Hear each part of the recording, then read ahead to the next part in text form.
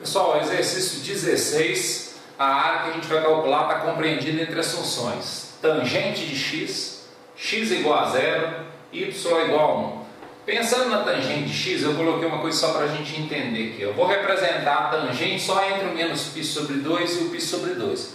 O que a gente vê aqui de comportamento é o mesmo que se repete para cá e que se repete para o outro lado também.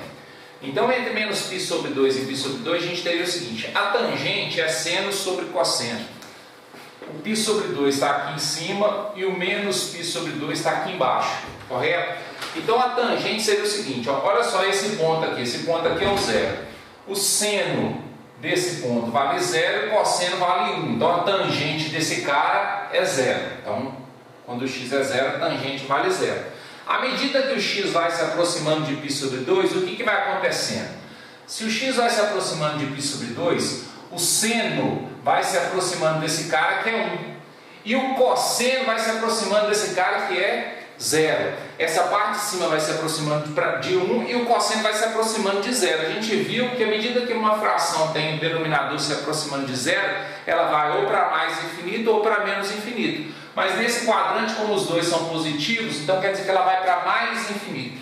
Então ela viria para cá, ó, cada vez mais próximo. Então, quanto mais próximo o x está de π sobre 2, mais alto é o valor dela. A mesma coisa acontece para cá, porém ela vai para o sentido negativo, que é o que acontece nesse quadrante. O x é positivo, só que o y é negativo. Como o y é negativo, menos infinito. Então, o gráfico da tangente ela tem esse movimento. E ela vai se repetindo para lá, para a direita e para a esquerda, correto?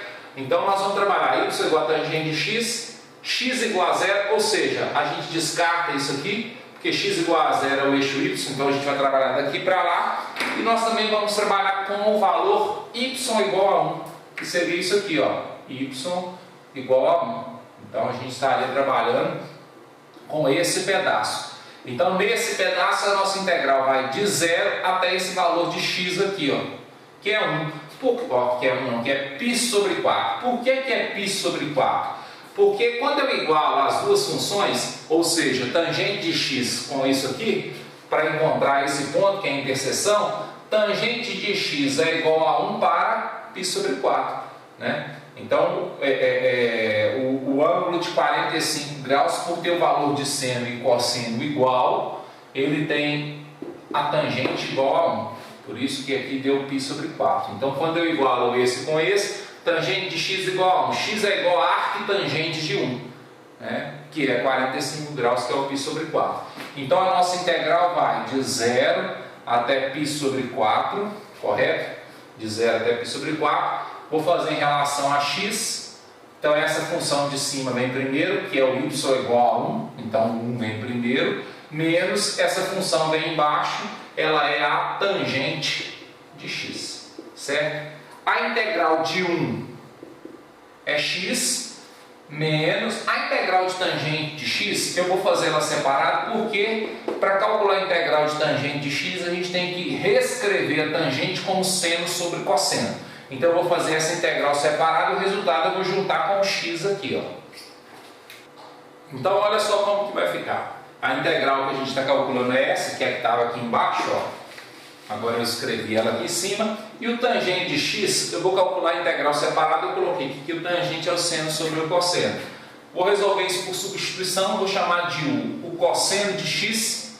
Vou derivar isso aqui. Derivada de u vai ser menos.